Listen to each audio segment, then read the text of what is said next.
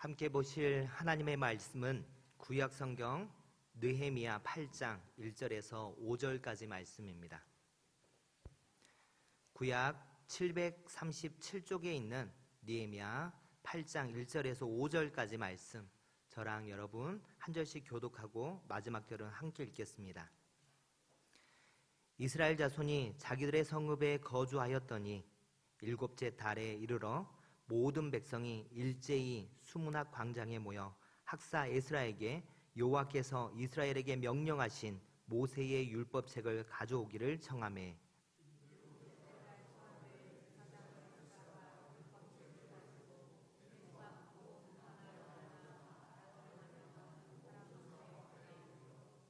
수문 앞 광장에서 새벽부터 정오까지 남자나 여자나 알아들 만한 모든 사람 앞에서 읽음에 무 백성이 그 율법책에 귀를 기울였는데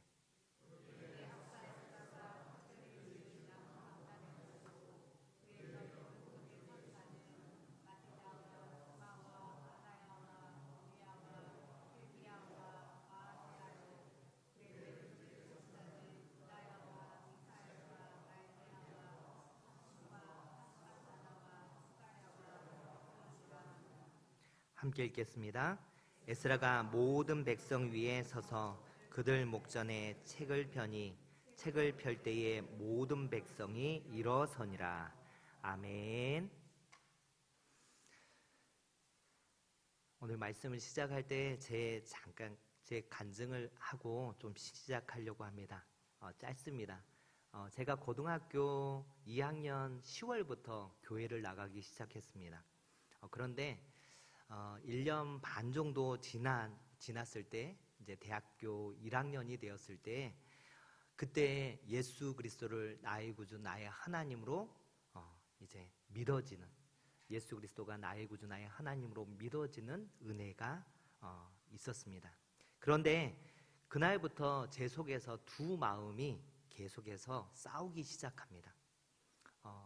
한쪽은 하나님을 더 알고 싶어서 하나님의 말씀을 읽고자 하는 마음과 또 한쪽은 늘 그렇게 살아왔던 그 삶에서 쉬고 싶고 또 나태해지고 싶은 그 마음, 이 두 마음이 계속해서 충돌하면서 매일매일의 삶에서 계속 갈등들을 겪어갑니다.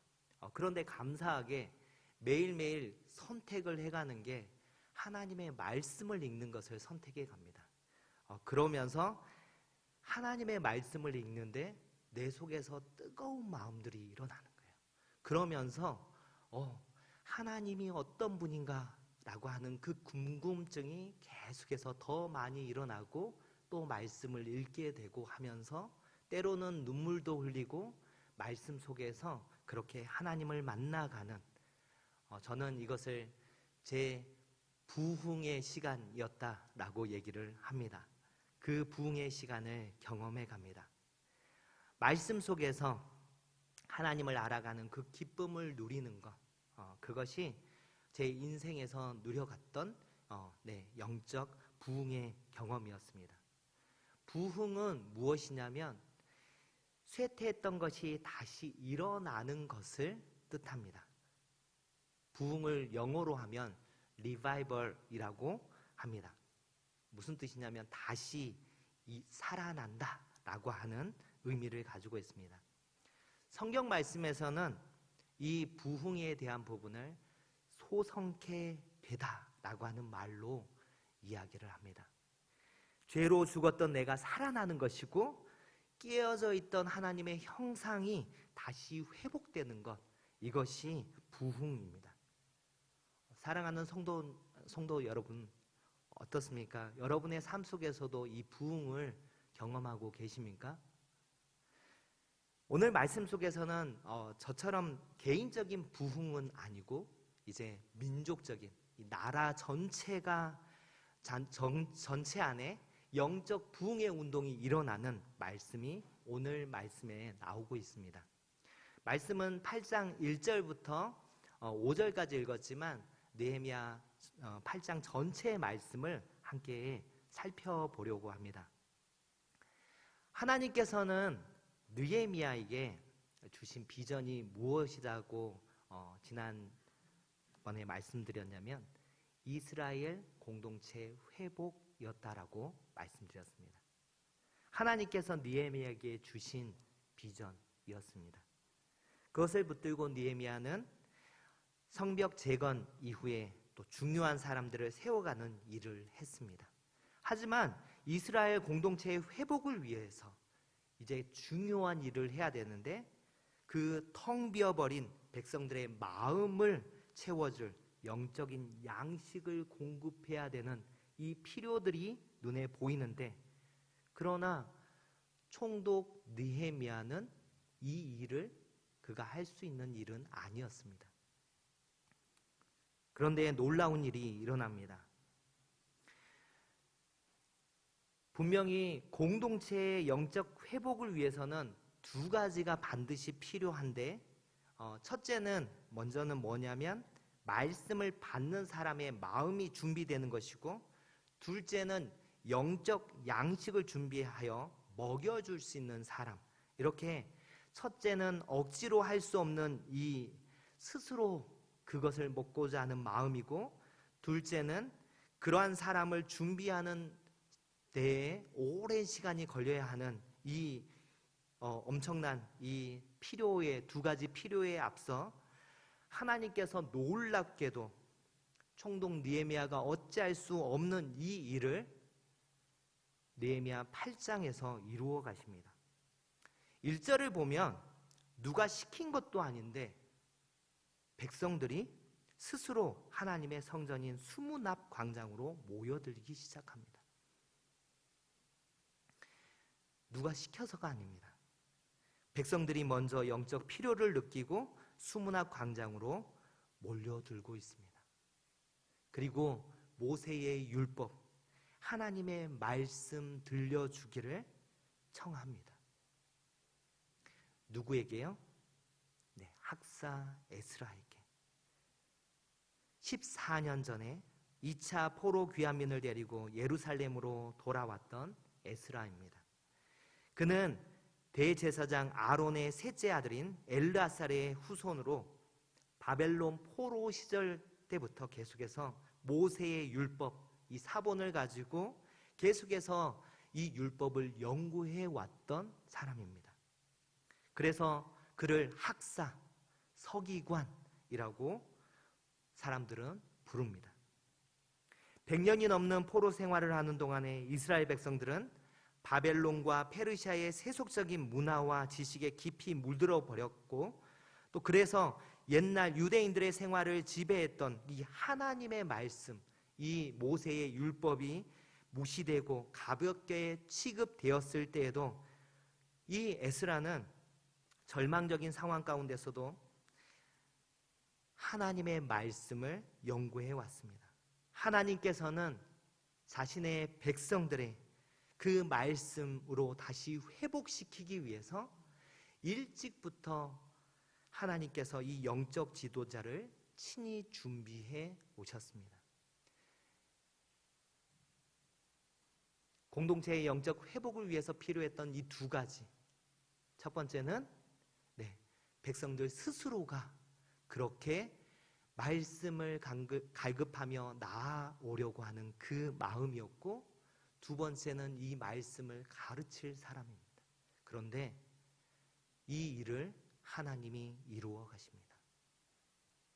로마서 8장 28절 말씀에는 우리가 알거니와 하나님을 사랑하는 자 곧 그 뜻대로 부르심을 입은 자들에게는 모든 것이 합력하여 선을 이루느니라 라고 말씀합니다.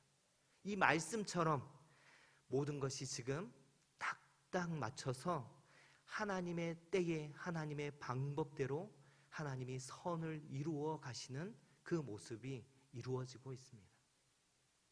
하나님께서 느헤미야에게 이스라엘 공동체의 회복에 대한 마음을 주셨고, 그 일들에 순종해 갈 때 하나님께서 백성들의 마음을 바꾸시고, 또 그 가운데 하나님이 예비하신 그 사람을 예비하심으로 지금 이 때에, 하나님의 때에 이 일들이 이루어가고 있습니다.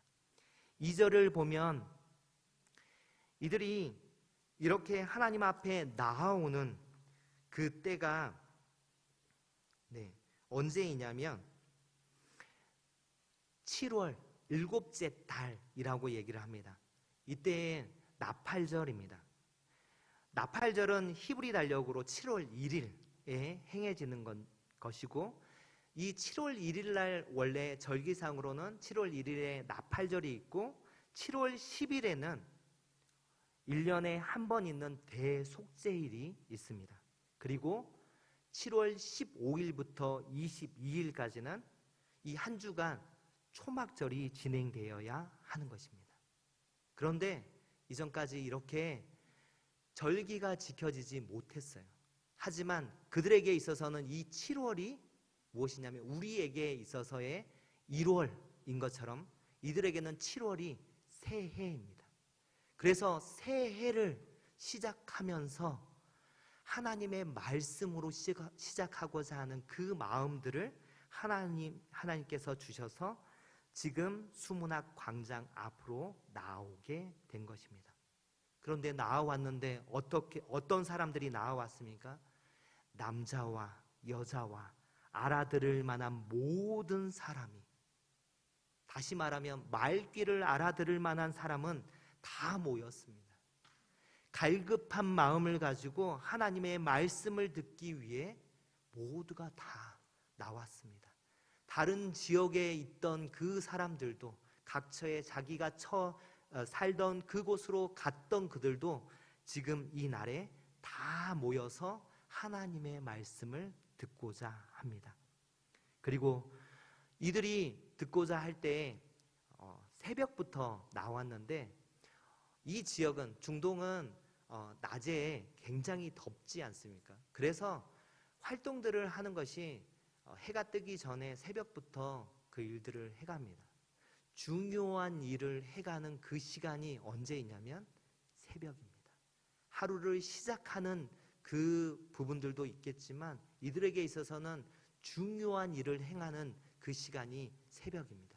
그런데 말씀을 듣는데 3절에 보면 새벽부터 언제까지요? 정오까지.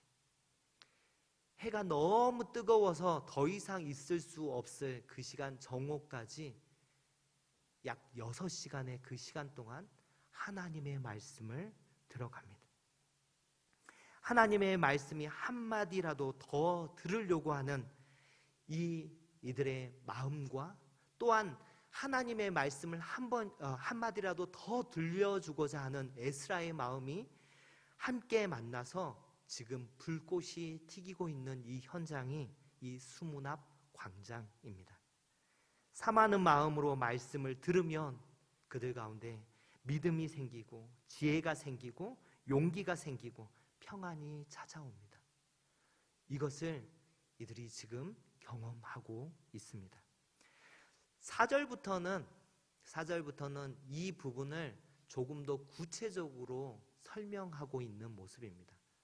지금 수문학 광장에서 하나님의 말씀을 듣고 있는 그 모습을 4절부터는 조금 이 현장을 자세하게 설명해 가는 거예요. 어떻게 말씀이 전해지고 있냐면, 학사 에스라가 임시로 만든 나무 강단에 서서 말씀을 낭독합니다. 그리고 여기에 말씀해 보면 우리 성도님들이 되게 어렵게 그 이름들이 어려워서 어렵게 읽어갔던 그 말씀을 보면 오른편으로 6명, 그리고 왼편으로 7명 해서 에스라와 함께 합해서 14명의 사람이 이 말씀을 낭독해 갑니다. 그런데 어떻게 하냐면 에스라가 낭독을 하면, 이 말씀을 읽으면 함께 모인 사람이 3만 명에서 한 5만 명 정도의 사람들이 되다 보니까 엄청난 사람이 모인 거예요. 마이크도 없는 그 상황 가운데 어떻게 말씀이 저 끝까지 전해질 수 있겠습니까? 그래서 이 14명의 사람이 에스라가 말씀을 선포하면 이 다른 13명이 차례대로 이 말씀을 그대로 선포하는 거예요. 그렇게 약 3만 명에서 5만 명가량의 사람들이 모인 가운데 말씀이 선포되는 모습을 그려가고 있습니다. 자, 그런데 처음에 이 말씀을 두루마리에 있는 이 말씀을 펼칠 때 모든 백성들이 어떻게 합니까? 자리에서 일어납니다. 그러니까 새벽부터 정오까지, 새벽은 대략 한 6시로 잡으면 6시간의 시간 동안 이들이 말씀을 들을 때 앉아서 들은 게 아니라 서서 하나님의 말씀을 들어갑니다. 그때 질서를 따라서 에스라가 말씀을 낭독하면 차례대로 이렇게 어떻게 보면 혼잡할 수 있는 이 상황들 가운데 말씀을 들어가는데, 처음에 하나님을 송축하며 나아갈 때 이들의 마음이 뜨거운 마음으로 나아왔기 때문에 반응들이 뜨겁습니다. 하나님을 송축하고 찬양할 때마다 이들이 먼저 아멘, 아멘 하면서 이들이 응답하고 뜨겁게 그 하나님을 찬양하며 하나님의 말씀을 들어갑니다. 그리고 뒤에 말씀을 보면 이들이 이렇게 서 있는 그 사람들을 통해서 말씀이 전해질 때 낭독만 한 것이 아니라 말씀을 해석해서 풀어서 설명해 줍니다. 그럴 때에 풀어서 설명되는 이 말씀들을 들을 때에 이들의 어떤 반응이 일어나냐면 이들의 눈에 눈물이 흐릅니다. 하나님의 말씀이 이들의 영혼들의 갈급한 메마른 이들의 마음 가운데 말씀이 들어올 때 이들이 반응하기 시작합니다. 그 반응이 아멘과 함께 갈급한 심령에 촉촉하게 말씀이 뿌려지고 그 뿌려진 말씀과 함께 이들 가운데 눈물이 흐르기 시작하는 것입니다.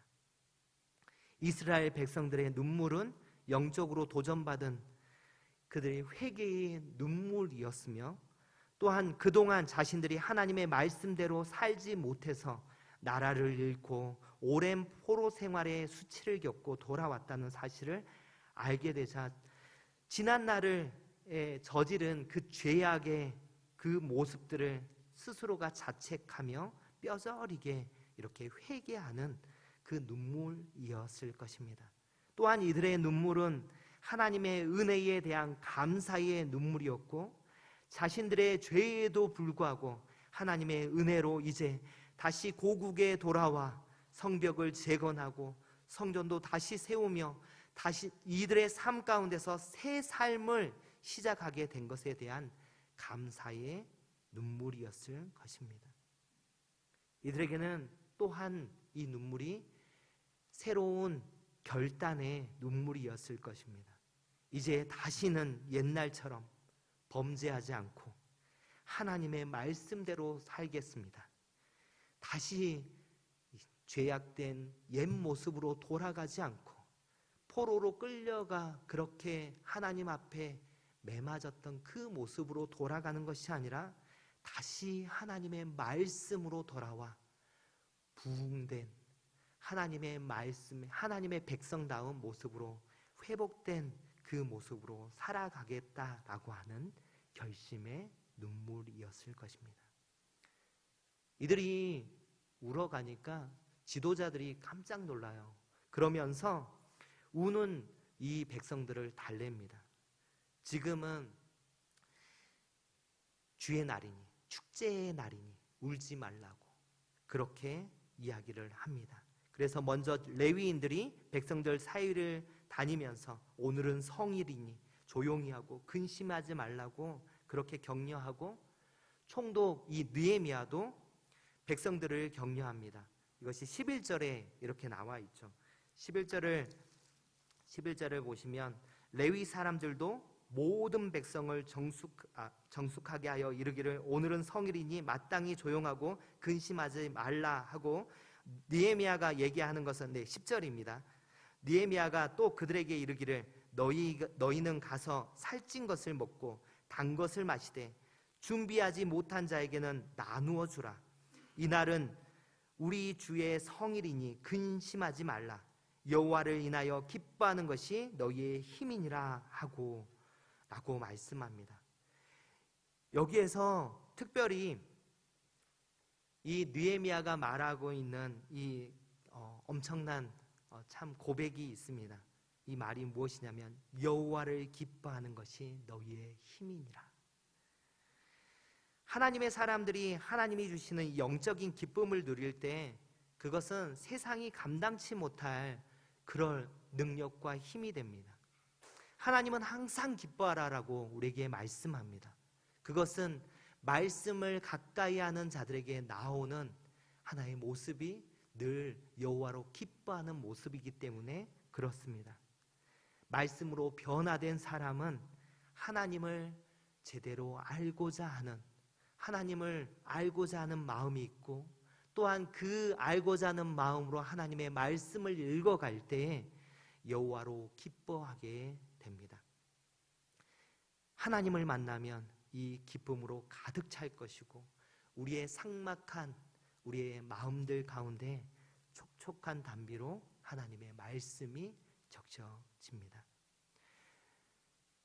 말씀을 받은 그 은혜로 충만한 이들이 해야 될 것은 느헤미야가 얘기했던 것처럼 함께 먹을 것을 나누고 축제로 함께 이날을 즐겨가는 것입니다. 이것이 하나님이 주의 날로 베푸신 그 성회입니다.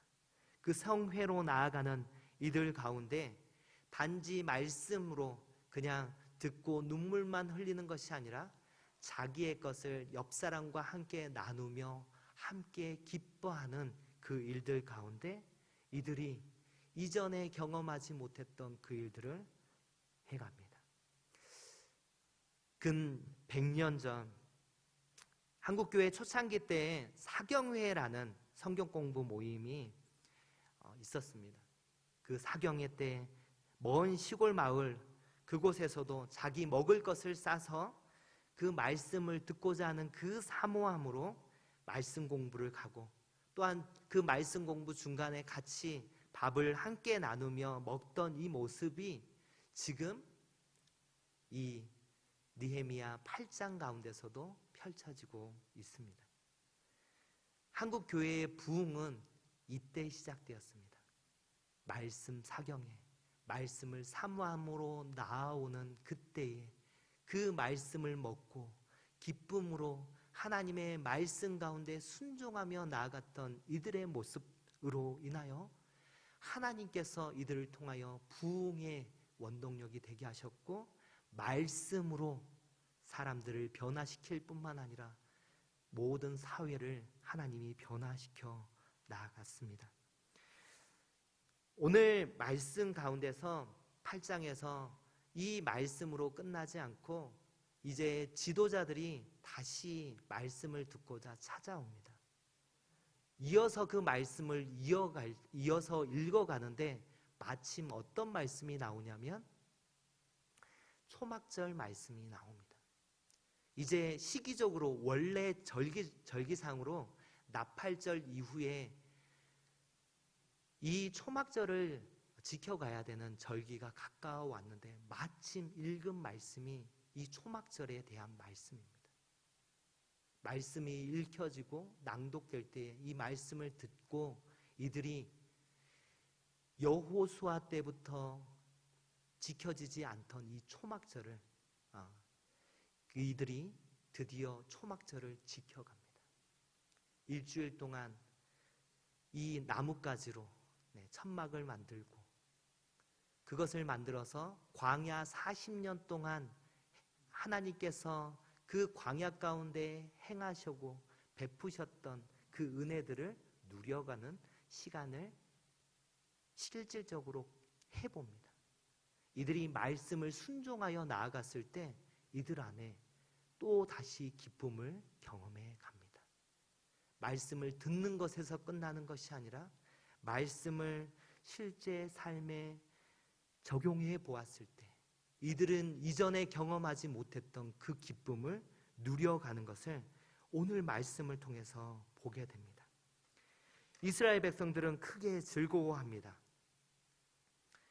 여호수아 이후로는 경험하지 못했던 그 일들을 경험해가는 그들의 모습들 속에서 이제 말씀대로 행하면 내 영혼 가운데 극히 깊은 데서 맑은 가락이 울려 퍼지는 그것을 이들이 경험해 가기 때문에 하나님을 기뻐하며 찬양합니다. 에스라는 첫날부터 마지막 날까지 백성들에게 날마다 말씀을 읽어주었습니다. 그리고 그 성회로 열리는 그 모든 시간들 가운데 말씀을 통해 영혼의 회복과 개혁과 또한 축복의 시간들로 그 시간을 보낼 수 있었습니다. 사랑하는 여러분, 일주일의 생활 속에서 말씀을 읽고 묵상하고 기도하는 그 루틴을 꼭 가져가시기를 바랍니다. 하나님의 말씀에는 우리를 부흥케 하는 힘이 있습니다. 도구로 가득하고 오염된 이 세상을 살아가는 그리스도인들에게는 하나님의 말씀을 가까이 해야 하는 그 필요들을 항상 느끼며 살아갑니다. 세상 속에서 힘들고 벅참이 느껴질수록 더욱더 말씀을 붙드십시오. 그리고 그 말씀의 힘으로 이 세상을 이기는 삶을 살아가십시오.